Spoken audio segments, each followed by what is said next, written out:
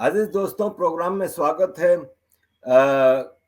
कितने साल हो गए आप लोग ये मुझे रिक्वेस्ट कर रहे हैं कि मेजर साहब को बुलाएं, मेजर साहब को बुलाएं। मेजर साहब हम सब की हर दिल अजीज शख्सियत हैं और मैं पर्सनली उनके ऑफिस भी जाके देख के आया हूँ। इनका इतना बिजी शेड्यूल होता है कि मेरा दिल नहीं करता कि मैं इनको तंग करूं। लेकिन आज मेजर साहब हमारे साथ हैं। मेजर साहब, thank you very much for giving us time.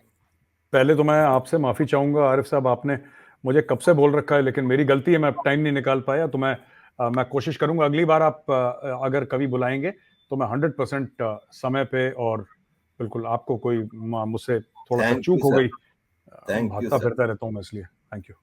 Major साहब, कल पाकिस्तान के एक मिनिस्टर ने कहा है कि ये जो अटैक हुआ था अभी पाकिस्तान आर्मी पे वजीरिस्तान में, जिसमें ऑफिशियली तो 7 मारे गए, हमारी इत्तला है कि 15-20 मारे गए फौजी, और एक सुसाइड अटैक हुआ था। उस पे एक मिनिस्टर ने कहा है कि टीटीपी को भारत फंडिंग कर रहा है थ्रू अफगान प्रोक्सीज, और टीटीपी को भारत चला रहा है। आप इस पूरे रीजन पे बहुत नजर रखते हैं, आप इसको किस तरह देखते हैं? आरिफ जी, ऐसा 2-3 चीज़ें हैं।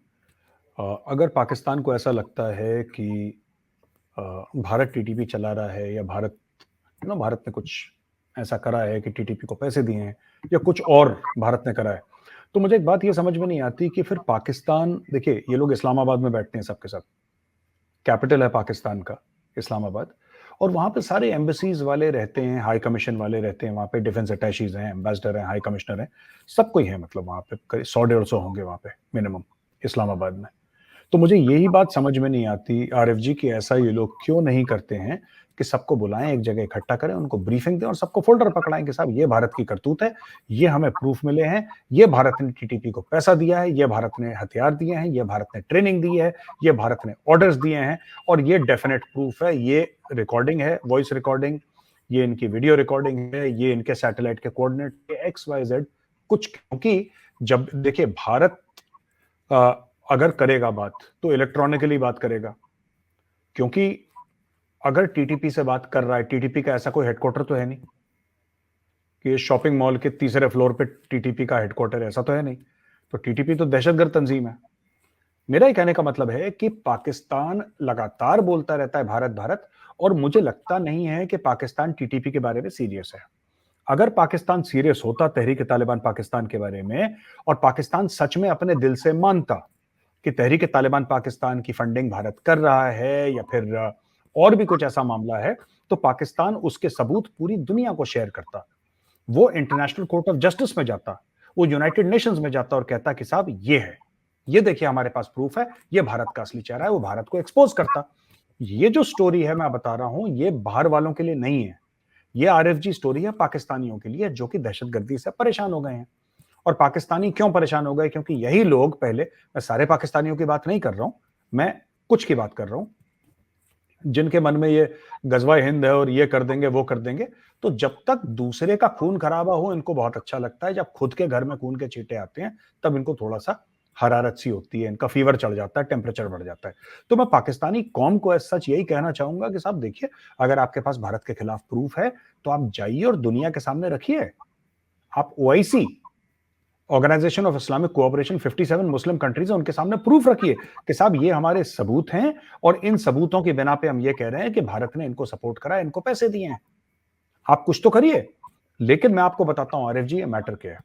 ये मैटर है पाकिस्तान का डोमेस्टिक ऑडियंस को कहना, क्योंकि आम पाकिस्तानी परेशान है, आम पाकिस्तानी की मस्जिदों में बम फूट रहे हैं। अब वो इनसे सवाल पूछता है। ये कहना बड़ा आसान है कि अफगानिस्तान से हुआ और भारत की साजिश है। भारत भी फॉरेन कंट्री हो गई, अफगानिस्तान भी फॉरेन कंट्री हो गई, यानी कि पाकिस्तानी आर्म्ड फोर्सेस जो हैं, जनरल आसिम मुनीर हैं या कोई भी हैं, ये कहना चाहते हैं कि साहब देखिए, ऐसा है कि पाकिस्तानी जो है ना, वो तो एक्चुअल में है बड़े लायक, उनकी उनकी कैपेबिलिटी में कोई क्वेश्चन नहीं कर सकता, लेकिन अब भोले भी हैं, मासूम भी हैं, बच्चे जैसे भी हैं। अगर कोई साजिश कर दे तो आखिर फिर ये क्या करें, साजिश के सामने तो फिर सभी लोग नाकाम हो जाते हैं। तो ये चूरन अपनी डोमेस्टिक ऑडियंस को ये लोग, आम पाकिस्तानी को बेच रहे हैं, क्योंकि ये जो सांप है ना, इन्हीं के जने हुए आरिफ जी, ये सारे के सारे। लश्कर तैयबा और तहरीक तालिबान पाकिस्तान में सिर्फ इतना फर्क है कि एक भारत के खिलाफ ऑपरेशन करता है और जो दूसरा है वो पाकिस्तान के खिलाफ ऑपरेशन करता है। इनकी आइडियोलॉजी, इनकी रेडिकल इस्लामिस्ट आइडियोलॉजी, इनकी खिलाफत बन जाएगी, काफिरों को मार देंगे, ये सब की सब इनकी आइडियोलॉजी बिल्कुल एक जैसा इनका दिमाग है, इसमें देयर इज नो डिफरेंस। इनके टारगेट अलग है, दैट्स इट। तहरीक तालिबान पाकिस्तान पाकिस्तान में जाके ठोकता है और लश्कर तैयबा भारत के अंदर ऑपरेशंस करता है, that is the only thing. Major साहब, प्रेसिडेंट ट्रंप जब प्रेसिडेंट था तो उसने कहा था कि हमने पाकिस्तान को $32 बिलियन दिए, लेकिन जिन टेररिस्ट के खिलाफ लड़ने के लिए दिए उनको पाकिस्तान ने बचा के रखा। और दुनिया को पता है कि तालिबान वर क्रिएटेड बाय पाकिस्तान, तालिबान पाकिस्तान के मदद से वापस पावर में आए। तो क्या वजह है कि तालिबान आज पाकिस्तान से इतना खिलाफ हैं, पाकिस्तान से इतनी नफरत करते हैं और कंपैरेटिवली भारत पे भरोसा ज्यादा कर रहे हैं तालिबान? क्या वजह है? इसमें दो तीन बातें, थोड़ा सा माजी में जाना पड़ेगा, तारीख में जाना पड़ेगा, इतिहास में जाना पड़ेगा आरिफ जी। बात यह है कि अक्सर पाकिस्तानी ये कहते हैं कि जहां तक तालिबान की बात है, ये वो अपने आप को भी पाकिस्तानी कहते हैं कि हम विक्टिम हैं और हमारे लोग मारे गए। और दुनिया को इससे फर्क नहीं पड़ता क्योंकि वो लोग क्यों मरे, वो जो पाकिस्तानी 80,000 मरे या कहते हैं 100 अरब का हमारा इंफ्रास्ट्रक्चर खत्म हो गया है, ये फिगर कहां से आए, पहली बात। और दूसरी चीज ये है, मैं जानना ये चाहता हूं, जो भी पाकिस्तानी अगर आपका प्रोग्राम देख रहा है, मैं ये समझ नहीं पाया अभी तक, है ना, पूरे पाकिस्तान का गेम प्लान। ये खुद दहशतगर्दों को जन्म देते हैं, खुद सांप पालते हैं, फिर सांप इनको काटते हैं, फिर ये कहते हैं कि सांप बड़ी बुरी चीज होती है। तो भैया पालते क्यों सांप? और दूसरी चीज, ये जो ट्रंप कहता है कि हमने 32 अरब डॉलर दिए पाकिस्तान को, ये जरा पाकिस्तानी खुद दिल पे जरा हाथ रख के अपने ईमान को, जिसको कहते हैं ना हिंदी में साक्षी मान के, ये बताएं कि ये पैसे किस चीज के लिए थे, ये थे क्यों, ये क्यों अमेरिका ने पैसे दिए पाकिस्तान को? कोई ये तो बताए, ये पूछे पाकिस्तानी, पूछे अपने सियासतदानों से या अपने मिलिट्री के जो लीडर्स हैं, इनके जो मिलिट्री के जनरल्स हैं, उनसे पूछे कि भाईजान ये पैसे आपने पकड़े क्यों अमेरिका से? ये बेसिकली पैसे इसलिए पकड़े कि अफगानिस्तान के अंदर अमेरिकन का और एलाइड फोर्सेस के ऑपरेशन होते रहे। आप कराची के रहने वाले हैं, बिन कासिम पोर्ट से इनका माल जाता था, तोरखम के थ्रू अफगानिस्तान जाता था। तो जिस जहनी आजादी की बात इमरान खान ने करी थी कि साहब अफगानों को जहनी आजादी मिल गई है और अमेरिकन चले गए हैं, उनको अगर वो गुलाम थे अमेरिकन के अंडर, अगर तो वो गुलाम थे, तो उनको गुलाम रखने का किरदार पाकिस्तान को जाता है, क्योंकि पाकिस्तान उनको गुलाम रखने के लिए 32 अरब डॉलर, यही तो है सर, यही तो है। कभी पोलियो के कतरों के नाम पे आपने दे दिया, कभी औरतों के एजुकेशन के नाम पे दे दिया, कभी आपने पब्लिक सैनिटेशन के नाम पे दे दिया, कभी आपने जेंडर इक्वालिटी के नाम पे दे दिया, कभी आपने एजुकेशन के नाम पे दे दिया, कभी आपने क्लाइमेट फंड के नाम पे दे दिया, कभी आपने बोला कि कोलिशन रिलीफ फंड है, जो कि एक बहुत बड़ा फंड है, कोलिशन रिलीफ फंड के, यानी कि आपने रस्ते, आपसे मेरी मुराद यहाँ पे अमेरिका है, अमेरिका ने बहाने ढूंढे कि पाकिस्तान को अफगानिस्तान में जो बुरे काम कर रहा है, जो इनके कुकर में है, उनके लिए इनकी फंडिंग कैसे करी जाए। अब ये सारी फंडिंग के बाद ये बोलना कि साहब हम ही विक्टिम है, भैया आपने पैसे लिए थे। अब मैं अगर टैक्सी चलाता हूं, मैं आरिफ साहब आपकी ऑडियंस को समझा देता हूं, अगर मैं टैक्सी चलाता हूं और कोई मेरी गाड़ी में बैठता है और कहता है कि जी के मैं 5,000 रुपए आपको दूंगा, आप मुझे यहां से श्रीनगर ले जाएंगे और श्रीनगर से वापस लेकर आएंगे 2 दिन के अंदर, 5,000 रुपए में हमारी डील तय हो गई। रास्ते में मैं गाड़ी चला के ठोक दूं और मेरे हाथ पैर टूट जाएं, तो जिसने मुझे पैसे दिए श्रीनगर जाने के लिए और वापस आने के लिए, या नैनीताल या शिमला कोई भी हिल स्टेशन ले लीजिए, मैं उस पर इल्जाम नहीं लगा सकता कि तुम्हारी वजह से मेरा एक्सीडेंट हुआ है। आप नहीं पैसे लेते, आप नहीं गाड़ी चलाते, इन लोगों ने पैसे लिए। अच्छा, आपका दूसरा सवाल यह है सर कि क्यों भला समझते हैं? क्योंकि मैं आप देखिए, अफगान जो है ना, इन्होंने हर समय अफगानों को यह बताया कि भैया अफगानिस्तान हमारा 5वां सूबा है, हम अफगानिस्तान पे कंट्रोल कर लेंगे, ऐसा कर लेंगे, वैसा कर लेंगे। अब अफगानिस्तान वालों पर तो किसी का बाप कंट्रोल नहीं कर पाया आज तक। ये आपको भी पता है, दुनिया जानती है, मैं और आप क्या जानते हैं, दुनिया बेहतर जानती है कि अफगानों को कोई कंट्रोल नहीं कर पाया। और अफगानिस्तान से तो सिकंदर भी आया था, वो तो किसी के हत्थे चढ़े नहीं आज तक अफगान, राइट। सेकंड स्टेप ये है कि इनका किरदार इतना बुरा रहा है। आज की तारीख में अफगानों को यह पता है कि जो हमारे यहां सिविल वॉर है, हमारे यहां खून खराबा है, वो किसकी बदौलत है। ये जो 32 अरब डॉलर का हवाला ट्रंप ने अपने ट्वीट में भी दिया था, आई थिंक 1 जनवरी को उसका ट्वीट है, न्यू ईयर का ट्वीट है, जब उसने बोला था कि पाकिस्तान ने ये करा है, वो करा है। सर, आप इसको इस तरीके से देखिए कि ट्रंप क्यों कह रहा है, ये सब इंटर रिलेटेड है। अमेरिका पाकिस्तान को पैसे देता है, पाकिस्तान दहशतगर्द तैयार करता है, पाकिस्तान मदरसों में वो औजार तैयार करता है, वो इंस्ट्रूमेंट्स तैयार करता है, वो जिहाद करता है अफगानिस्तान में। अफगानिस्तान में लोगों के घर जलते हैं, लोग परेशान होते हैं, लोग पाकिस्तान भाग कर आते हैं क्योंकि वहां पे भी पश्तून पॉपुलेशन है, यहां पे भी पश्तून पॉपुलेशन है, मैक्सिमम पाकिस्तान में है, आउटसाइड ऑफ अफगानिस्तान।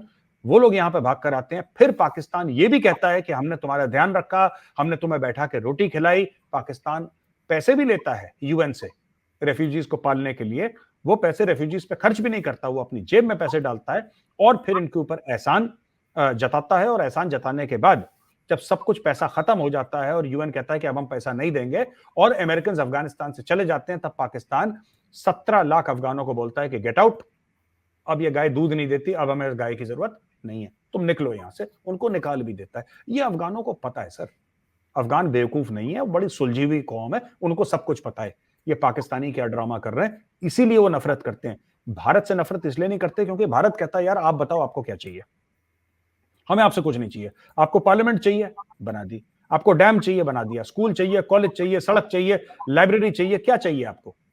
चाहिए ना आपको, हमने बना दिया। हमने $3 अरब खर्च कर दिए, हम और 3 अरब और खर्च कर देंगे अफगानिस्तान के ऊपर। जब यह बात आएगी कि भाई आपको अफगानिस्तान से क्या चाहिए, हमने अफगानिस्तान से कुछ नहीं मांगा। जब अफगानिस्तान की सरकार, उस समय जो अशरफ गनी की सरकार थी, जिसने ये बोला कि साहब ये हमारा जमीन से मिनरल्स निकाल लें, उन्होंने और देशों को भी बुलाया, हम भी वहां पे थे, हमारा टेंडर ठीक लगा उनको, हमें कॉन्ट्रैक्ट मिला, इससे ज्यादा हमारा कोई लेना देना नहीं है। कल अगर अफगान लोग ये बोलेंगे कि भारत को यहां पे बहुत बड़ा 500 बेड का एक सुपर स्पेशलिटी हॉस्पिटल बनाना चाहिए, भारत बना देगा। उसके एवज में भारत को क्या चाहिए? भारत को कुछ नहीं चाहिए। अफगान जो लोग हैं, उनकी दोस्ती, उनका प्यार, उनका आशीर्वाद, उनकी मोहब्बत, ये भारत के लिए बहुत है। हमें कोई इंटरेस्ट नहीं है किसी को अपना 5वां सूबा, 6ठा सूबा, स्ट्रेटेजिक डेप्थ, ये काम हम लोग करते ही नहीं है। और अफगान ये सब चीजें पहचान गए हैं, हमारे बारे में भी और पाकिस्तान के बारे में भी। मेजर साहब, अदील राजा भी एक पाकिस्तान आर्मी का मेजर है जो लंदन में रहता है, हैदर मेहदी है।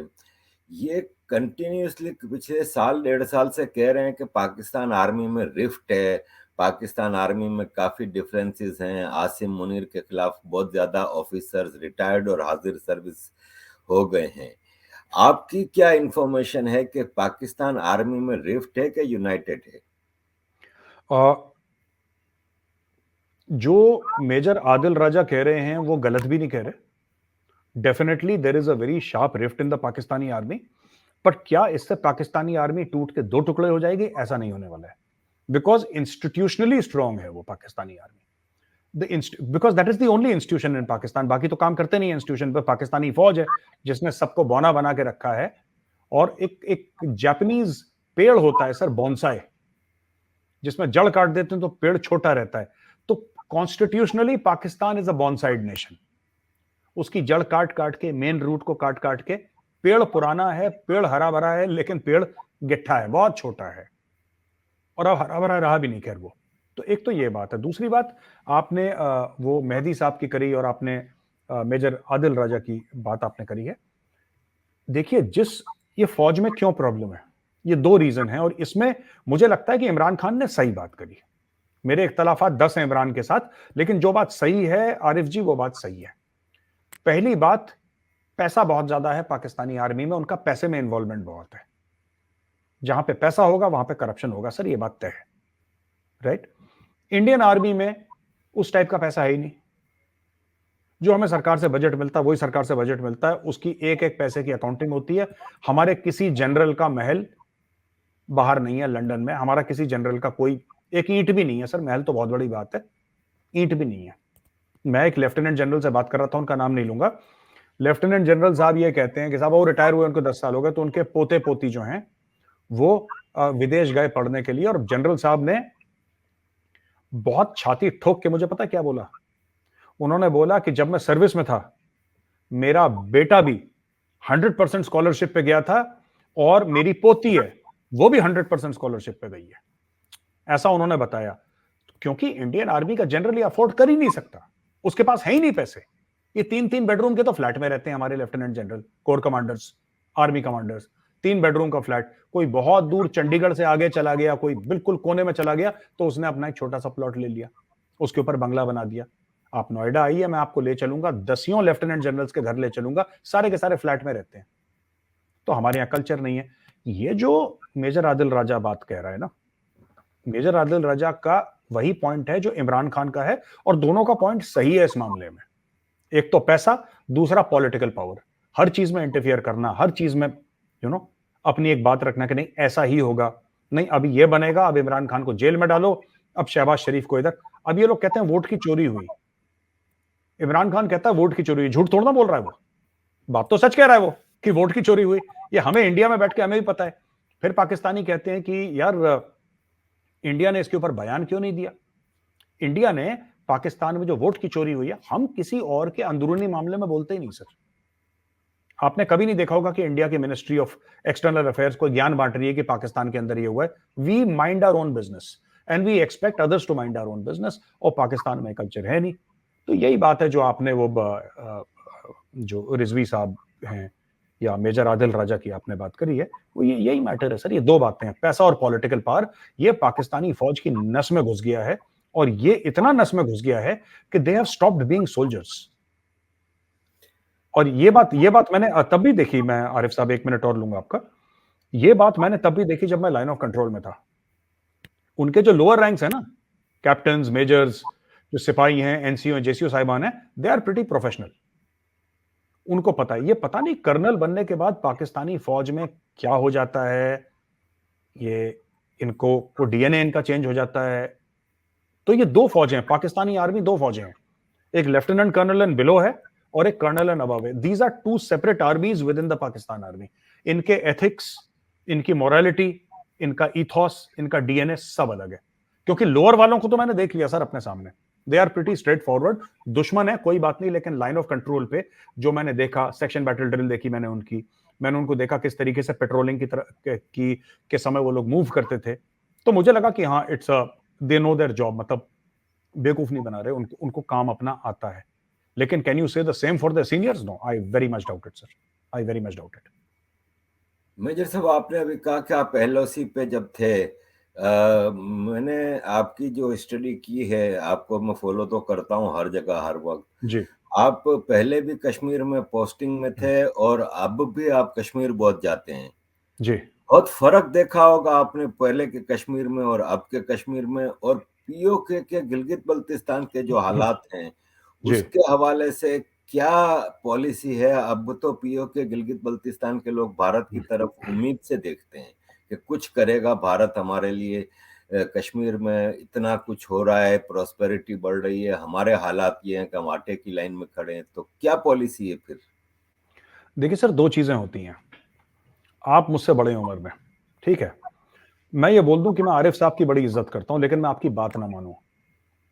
मैं कहता हूं मैं आरिफ साहब की बड़ी इज्जत करता हूं, लेकिन मैं ऊंची आवाज में आपकी हर बात काटूं। मैं कहता हूं मैं आरिफ साहब की बड़ी इज्जत करता हूं, लेकिन पब्लिकली मैं आपको मान सम्मान वो इज्जत ना दूं, तो इसका मतलब मैं झूठ बोल रहा हूं, राइट? देखिए ऐसा होता है सर कि पाकिस्तान कहता है शारग है कश्मीर हमारी। तो मेरा ये है सवाल पूछना कि जिन्ना ने कह दिया कि शारग है, कोई बात नहीं, आपने मान लिया शारग है। शारग मतलब मोस्ट इंपॉर्टेंट, फिर वो जगलर वेन है ना, वो तो शारग है। अगर शारग है तो आपने अपनी शारग के लिए करा क्या? मुझे ये सिंपल सी बात है। ये बड़े बड़े डायलॉग बाजी, ये बड़े बड़ी बातें कहना, वो that is a separate matter. अमल क्या है? अमल जीरो है इनका। आज की तारीख में मैंने जो इंडियन कश्मीर में देखा है सर, मैं जिस तरक्की से या जिस लेवल पे कश्मीर भाग रहा है, जिस लेवल पे वो कश्मीर जिसको कहते हैं कि वो बिल्कुल जैसे रथ के घोड़े भागते हैं ना, बिल्कुल फुल स्पीड पे कश्मीर चल दिया है। वहां पे सोलर एनर्जी से लेकर, विंड एनर्जी से लेकर सर, जॉब से लेकर, इंफॉर्मेशन टेक्नोलॉजी से लेकर, आप ड्राई फ्रूट्स की बात करें, आप हैंडीक्राफ्ट्स की बात करें, आप फार्मिंग की बात करें, फार्मर्स के लिए 2-2.5 लाख फार्मर्स के लिए भी, आप किसी भी चीज, इंफ्रास्ट्रक्चर की बात करें सर, वहां पे स्पोर्ट्स की बात करें, एजुकेशन की बात, हर चीज के पीछे सरकार ने, मोदी सरकार ने इतना झोंक दिया वहां पे कि कश्मीर चमकने लगा। अच्छा, कश्मीर चमकने लगा, इनके रिश्तेदार वहां पे हैं सरहद पार, या लाइन ऑफ, नॉट सरहद बट लाइन ऑफ कंट्रोल के पार इनके रिश्तेदार हैं। अब ये आपस में बात करते हैं। ये जो वहां पे हो रहा है ना, मैटर आपके पाकिस्तान ऑक्यूपाइड कश्मीर में या गिलगिट बाल्टिस्तान में, ये सारा का सारा जो मैटर है, ये मैटर सिर्फ एक और एक है sir. That is only one issue, is that they talk to each other, और दोनों को सच्ची बातें पता है। तो कोई भी प्रोपागेंडा कर ले, भारत प्रोपागेंडा कर ले, वैसे भारत नहीं करता, पर भारत कर भी ले तो कोई फर्क नहीं पड़ता, और पाकिस्तान करता है, लगातार करता चला है, उससे भी कोई फर्क नहीं पड़ता, क्योंकि लोग अपने रिश्तेदारों से सच जान लेते हैं। वीडियो कॉल करते हैं सर, वहां पे पीपल डू वीडियो कॉल्स, वो दिखाता है कि ये मेरा बिजली का बिल इतने का आया, मेरी बेटी पढ़ती है स्कूल में, ये लो मेरी बेटी की फीस, आज मैंने सब्जी खरीदी, ये लो, ठीक है। ये क्रिकेट का मैदान, चलो मैं तुम्हें वीडियो कॉल करके दिखाता हूं कि नया क्रिकेट का मैदान बना, चलो मैं तुम्हें बताता हूं कि एक नई यूनिवर्सिटी बनी, चलो आओ वीडियो कॉल करो, मैं तुम्हें दिखाता हूं कि नया अस्पताल बना, सुपर स्पेशलिटी। अब आप इन चीजों को डिनाई नहीं कर सकते, आप झूठ नहीं बोल सकते, जो 1971 का इन्होंने झूठ बोला कि जंग तो हम जीत गए थे लेकिन ड्रामा हो गया, कोई ड्रामा नहीं हुआ, ये हार गए थे, अभी भी झूठ बोलते हैं। 1965 के बारे में झूठ बोलते हैं, लेकिन उस समय सोशल मीडिया नहीं था, आज की तारीख में सोशल मीडिया है, और आज की तारीख में गिलगिट बाल्टिस्तान या फिर पाकिस्तान ऑक्यूपाइड कश्मीर, जिसको पाकिस्तानी बड़े फख्र के साथ आजाद कश्मीर बोलते हैं, उस एरिया का बंदा, अब आप उससे झूठ नहीं बोल सकते। वो कह रहा है भारत के साथ मिलना है, क्यों मिलना है? क्योंकि उसको अपना और अपने बच्चों का मुस्तकबिल पाकिस्तान के साथ नहीं दिख रहा है सर, उसको नहीं दिख रहा है। इन्होंने बोला कि जुल्म करते हैं, और वहां पे 10 लाख से ज्यादा भारतीय फौज है।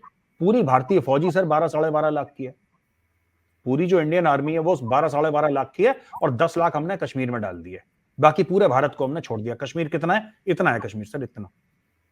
Kashmir valley, actually valley is 80 kilometre by 40 kilometre sir, मोटा मोटी बता रहा हूं आपको, give or take a few kilometre, 10-12 kilometre दाएं बाएं ले लीजिए, 80 बाय 40 की पूरी वैली है। उस 80 बाय 40 में हमने 10 लाख फौजी डाल दिए, और बाकी जो 2 लाख हैं उनमें से कोई घर छुट्टी नहीं जा रहा, कोई प्रोफेशनल कोर्सेज नहीं कर रहा, किसी का अटैचमेंट नहीं है, कुछ नहीं है, बाकी पूरे देश को प्रोटेक्ट कर रहे हैं, क्योंकि कश्मीर के अंदर हमने 10 लाख डाल दिए। ये इनका दिमाग है, और ठीक है, पाकिस्तानी बिलीव करते हैं तो करते हैं सर। सर एक और रीजन है बलोचिस्तान, और बलोचिस्तान के लोग तो अब थक गए हैं कुर्बानी दे दे के, मिसिंग पर्सन्स की लिस्ट बढ़ती जा रही है, मास ग्रेव्स मिलती जा रही हैं, इनका कोई पुरसाने हाल नहीं। उधर से ईरान भी इनको वो कर रहा है, इधर से पाकिस्तान भी कर रहा है।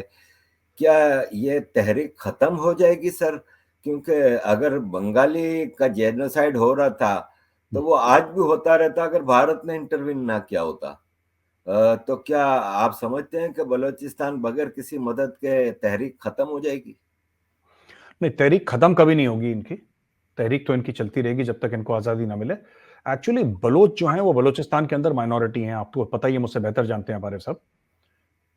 पश्तून्स आर मोर इन बलोचिस्तान, और बलोचिस्तान बटा हुआ है सर, अफगानिस्तान में भी थोड़ा सा, ईरान में भी थोड़ा सा है, पाकिस्तान में भी थोड़ा सा है, ये थोड़ा थोड़ा मिला के एक बलोचिस्तान। तो बलोचिस्तान बटा हुआ है, बलोच कौम बटी हुई है, और इनके नंबर्स बहुत कम हैं।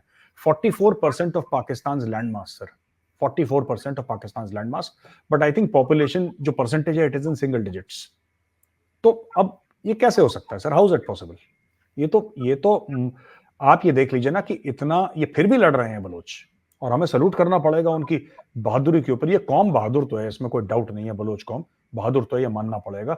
ये फिर भी लड़ रहे हैं, फिर भी। तो मुझे नहीं लगता कि इनको दबा पाएगी पाकिस्तानी जो पंजाबी आर्मी है, पाकिस्तानी पंजाबी आर्मी इनको दबा नहीं पाएगी, लेकिन कभी ना कभी दुनिया को, the world has to take notice. और मुझे ऐसा लगता है कि भारत को इसमें लीड लेनी चाहिए, भारत को लीड लेनी चाहिए कि बलूचिस्तान में क्या हो रहा है, और कम से कम हम लोग दुनिया के सामने ये सब लाएं, और अपना मीडिया इस्तेमाल करें, अपना जो सोशल मीडिया प्रेजेंस है वो इस्तेमाल करें, बड़े बड़े जगह जाके हम लोग टॉक्स करें। और ज्यादा पैसा भी नहीं लगता सर इसमें। बेसिकली क्या करना है कि 8-10 करोड़ लेके आप जो टॉप लोग हैं बलोच लोग, उनको बोलिए कि ठीक है, आप जाइए, आप हार्वर्ड में, आप ऑक्सफोर्ड में, आप कैम्ब्रिज में, आप मैसाचुसेट्स इंस्टीट्यूट ऑफ टेक्नोलॉजी है, कैलटेक है, इन सब जगह जाके आप टॉक्स करिए, लेक्चर दीजिए, और लोगों में एक वो चीज बताइए कि पाकिस्तान के ऊपर सैंक्शंस लगे because of Balochistan. Pakistan needs to be sanctioned, और ये इसके ऊपर धीरे धीरे कुछ कुछ देश जब सैंक्शन लगाएंगे पाकिस्तान के ऊपर, तब जाके पाकिस्तान के होश ठिकाने आएंगे, क्योंकि सिर्फ तभी पाकिस्तान जागता है जब पेट पे लात पड़ती है, वरना Pakistan will never wake up sir. ये जुल्म करते रहेंगे इनके इनके और दूसरे के बारे में झूठ बोलते रहेंगे कि वहां पे ये हो रहा है, वहां पे ये हो रहा है। अब एक छोटी बात सर, ठीक है, पाकिस्तान ये कहता है कि हम फिलिस्तीन के साथ इसलिए हैं क्योंकि इजरायली जो है वो फिलिस्तीन के ऊपर XYZ उनका जमीन का मसला है, जुल्म का, जो भी ये लोग कहते हैं, इनकी एक स्टोरी है। इसलिए पाकिस्तानी पासपोर्ट पे ये लिखा है कि आप इजराइल नहीं जा सकते। ठीक है सर, मेरा ये सवाल है कि इससे कहीं ज्यादा, ये तो पाकिस्तानी गए भी नहीं इसराइल, इनका तो कोई रिश्ता नाता ही नहीं इसराइल के साथ, लेकिन भारत से तो जन्मे। कहां से निकला पाकिस्तान? भारत में से निकला ना सर, हमारा ही तो हिस्सा है वो निकल गया। उसके बाद आप ये देखिए कि भारत के साथ 4-4 लड़ाई हुई, 47, 48 में, 65 में, 71 में, 1999 कारगिल। कश्मीर का मसला है, पानी का मसला है, इतने सारे मसले हैं, लेकिन वो भारत आ जा सकते हैं। भारतीयों को परमिशन है वो पाकिस्तान चले जाएं, वापस आ जाएं, ये सब अलाउड है सर, लेकिन for some reason Israel is banned. तो ये सारा नैरेटिव्स का गेम चल रहा है यहाँ पे। मुझे सब दो सवाल और हैं। पहला ये कि पाकिस्तान में सिलेक्शन हो गया, वही कंटिन्यूटी, PDM सरकार वापस आ गई। जो आर्मी की प्लानिंग थी, सबको 6 महीने पहले ही पता था कि कौन सी अगली सरकार बनेगी, बस नवाज शरीफ की जगह उसका भाई शहबाज शरीफ, लेकिन बहरहाल वही सरकार बनी। पाकिस्तान में बहुत ज्यादा न्यूज जर्नलिस्ट वगैरह कह रहे हैं, पॉलिटिशियंस कह रहे हैं कि अब भारत को चाहिए कि हमारी नई सरकार के साथ इंगेज हो, डायलॉग करे।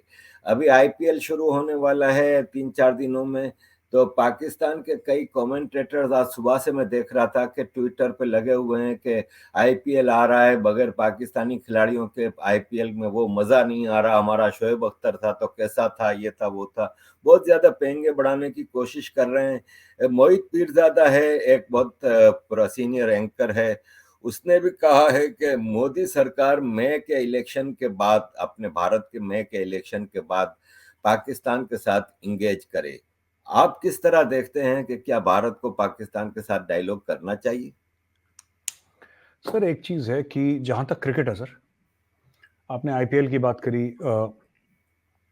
It is the most, it is the richest tournament in the history of world cricket, IPL।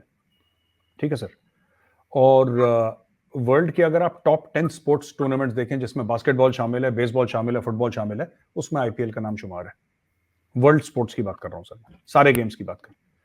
तो अगर आप उसमें से ओलंपिक और कॉमनवेल्थ और वर्ल्ड कप ये सब आप हटा दें, वर्ल्ड गेम्स, लेकिन जो होते हैं ना, जिस ग्रुप्स होते हैं, आप उसमें देखें तो आपको ये देखेगा कि these are among the top sports tournaments of the world. कहां पाकिस्तान को ऐसा लग रहा है कि पाकिस्तान अगर इसमें होता तो ज्यादा बेहतर होता? ज्यादा बेहतर से क्या मतलब है? देखिए, मैं इंडियन हूं, मैं अपना बिजनेस चलाता हूं, हम धंधे की बात करते हैं सर, ये फालतू की बात नहीं कि शोएब अख्तर आता, और शोएब अख्तर बहुत अच्छा गेंदबाज है, this is not to disrespect Shoaib Akhtar, Shoaib Akhtar star bowler है, इसमें कोई शक नहीं है। लेकिन मेरी कहने की बात यह है कि पाकिस्तान का प्रीमियर लीग चल रहा है भारत के बिना, we wish them all the best, और भारत का IPL चल रहा है पाकिस्तान के बिना, I wish IPL all the best. कोई जरूरत थोड़ा है, आप अपना लीग खेलिए, हम अपना लीग खेलते हैं, आपको क्या करना है IPL से? आपका क्या लेने देना, आपका अपना लीग है। ये लोग क्या है सर, अपनी थाली में क्या है उसमें नहीं, दूसरे की थाली में ताक झाक करते हैं, राइट? अब जो बना है ये IPL, शुरू में 1-2 सीजन्स में थे पाकिस्तानी, फिर तो नहीं रहे, तो ये तो बिना पाकिस्तानी प्लेयर्स के बनाए ना। और मजा आता किसको? मजा आता, ये कहते हैं कि ज्यादा मजा आता, किसको मजा आता? पाकिस्तानियों को मजा आता, बाकी दुनिया को मजा थोड़ा ना आ रहा है। People are happy. क्या लोग IPL नहीं देख रहे? दबा के देख रहे हैं, करोड़ों लोग IPL देखते हैं, करोड़ों लोग IPL देखते हैं, तो how does it matter sir? ये सब पाकिस्तान की झूठ। जहां तक मोहित पीरजादा जी का ये कहना है कि आफ्टर द इलेक्शंस, मैंने वो पढ़ा नहीं उनका बयान, लेकिन आप कह रहे हैं तो मैं वहीं से टेक ऑफ करता हूं कि India should engage with Pakistan. Why? Pakistan के पास क्या है जो हमें दे? Why should we engage? हमारा एंगेज था, इमरान खान ने वो एंगेजमेंट तोड़ दी। अब इमरान खान से हम जाके ये तो नहीं कह सकते कि आपने क्यों तोड़ी एंगेजमेंट। इमरान खान एक खुद मुख्तार मुल्क का उस वक्त प्राइम मिनिस्टर था, इमरान खान की मर्जी, उसने तोड़ दिया। अब भारत इसमें क्या कर सकता है? हम तो कुछ नहीं कर सकते। अगर आप मुझसे ही कह दें आरिफ भाई कि मैं आपसे मेजर साहब रिश्ता नहीं रखना चाहता, तो मैं क्या करूंगा आपसे? मैं कुछ नहीं कर सकता ना, I have to accept it. तो आपने बोला आपसे मेरी मुराद पाकिस्तान से, पाकिस्तान ने बोला कि हम भारत से रिश्ता नहीं रखना चाहते, हमने बोला ठीक है आप नहीं रखना चाहते। अब ये 2 साल के बाद कह रहे हैं हम रखना चाहते हैं, फिर ये 1.5 साल के बाद बोलेंगे नहीं रखना चाहते। तो इनके यहां इंस्टीट्यूशंस बड़े कमजोर हैं सर पाकिस्तान में। ये इंडिविजुअल सेंट्रिक इनका देश है, ठीक है, कि बाबा ए कौम क्या बढ़िया टाई पहनते, ये ऐसी अजीब और गरीब बातें करते हैं। इमरान खान ने भी जब मोदी जी से बात करी थी, तो मोदी जी का खुद बयान आया कि इमरान, मुझे अभी तक समझ नहीं आया कि इमरान खान ने ऐसा बोला क्यों, कुछ होंगे उसके वजूहत होंगे, मुझे नहीं पता। वो मोदी जी को यह बता रहा था कि नहीं मैं ये काम करूंगा और मैं पठान का बच्चा हूं। Sir how is this relevant? I mean, दो जब प्रधानमंत्री आपस में बात करते हैं वो ये बात करते हैं कि मैं पठान का बच्चा हूं। ओ भाई, आप जिस मर्जी के बच्चे हो, आप धंधे की बात करो, आप पैसे की बात करो, आप ट्रेड की बात करो, आप इंपोर्ट एक्सपोर्ट की बात करो, आप मैन्युफैक्चरिंग की बात करो, आप इंटरनेट की बात करो, आप आर्टिफिशियल इंटेलिजेंस की बात करो, मैं पठान का बच्चा हूं। ये तो मुझे इनकी लैंग्वेज ही समझ में नहीं आती, ये अजीब बात करते हैं सर। और हमें यहां पे इंडिया में हम लोग कंफ्यूज हो जाते हैं जब ये ऐसी बातें करते हैं। और तू जो जिस मर्जी का बच्चा हो, ठीक है, good for you, we are happy for you. अब धंधे की बात कर लें, पैसे की बात कर लें, come to the point. So they don't come to हम ये हैं, हम वो हैं, हम ऐसा, पता नहीं इनका एक तो ये। अब सर बात ये है कि जो मोहित पीरजादा जी ने बात करी, जो आपने बोला, जो कि मैंने उनका बयान नहीं सुना है, लेकिन आप कह रहे हैं तो मैं वहीं से try and analyse that part, कि सर ऐसा है ना इशू, देखिए हमें मिलना क्या है पाकिस्तान से, एंड भारत में अब यह पता लग गया। देखिए 2014 में भारत 10th लार्जेस्ट इकोनॉमी थी वर्ल्ड की, आज भारत 5th लार्जेस्ट है, बिना पाकिस्तान के बनी। मोदी जी कहते हैं कि अगले टर्म में भारत को 3rd largest economy of the world बना देंगे, बिना पाकिस्तान के बनेगी। तो पाकिस्तान से एंगेज करके हमें क्या फायदा? पाकिस्तान को बड़े फायदे हैं, हमें क्या फायदा? किसी पाकिस्तानी ने मुझे ये नहीं समझाया। अगर कोई आप ही का प्रोग्राम देख रहा है और कमेंट सेक्शन में लिख के ये बता दे कि मेजर साहब पाकिस्तान से एंगेज करेंगे तो ये 4 फायदे, 2 फायदे, 1 फायदा ये है, तो हमें बता दीजिए। हमें हमें क्या मिलेगा पाकिस्तान से एंगेज करके? सिर्फ पाकिस्तान की मेन स्ट्रीमिंग हो जाएगी, सिर्फ पाकिस्तान की मेन स्ट्रीमिंग हो जाएगी और कुछ नहीं होगा। पाकिस्तान को बेनिफिट है सारे, इंडिया को कोई भी बेनिफिट नहीं है पाकिस्तान से एंगेज करने के लिए sir. We are not benefited in any manner whatsoever. Arif ji, मैं जैसे लास्ट सवाल है, अभी रिसेंट में खबर आई थी कि भारत ने 20,000 ताजा फौजी चाइना के साथ बॉर्डर पे लगाए हैं, जिसपे चाइना ने ऑब्जेक्शन भी किया था और काफी शोर वोर मचाया था। तो क्या कोई खतरा है चाइना के साथ मिलिट्री इंटरवेंशन का, या कोई ऐसी चीज है, या ऐसे ही वो रूटीन की प्रैक्टिस थी? आप जो 10,000 फौजी हैं, आप उनकी बात कर रहे दस हैं? हजार हाँ, शायद 10,000। हाँ, 10,000 फौजी थे। नहीं, प्रॉब्लम तो है, there is a serious problem.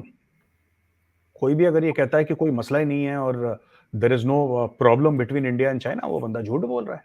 There is a very very serious problem, ये डॉक्टर जयशंकर बोल चुके हैं। चाइना उल्टा ये बोल रहा है कि लाइन ऑफ एक्चुअल कंट्रोल हमें, ये सिर्फ एक मसला है और भारत के साथ रिश्ता हमारा बहुत बड़ा है और ये लाइन ऑफ एक्चुअल कंट्रोल से बहुत बड़ा रिश्ता है। भारत ये कह रहा है नहीं, पहले ये ठीक करो तब हम आगे की बातें आपसे करेंगे। Sir fact of the matter is that I believe very strongly that there will be a war between India and China. एक लड़ाई होगी भारत और चीन के बीच में, और ये लड़ाई होनी ही होनी है सर, इसको कोई नहीं रोक सकता। आज हो, 5 साल के बाद हो, 10 साल के बाद हो, लेकिन ये लड़ाई होनी होनी है सर।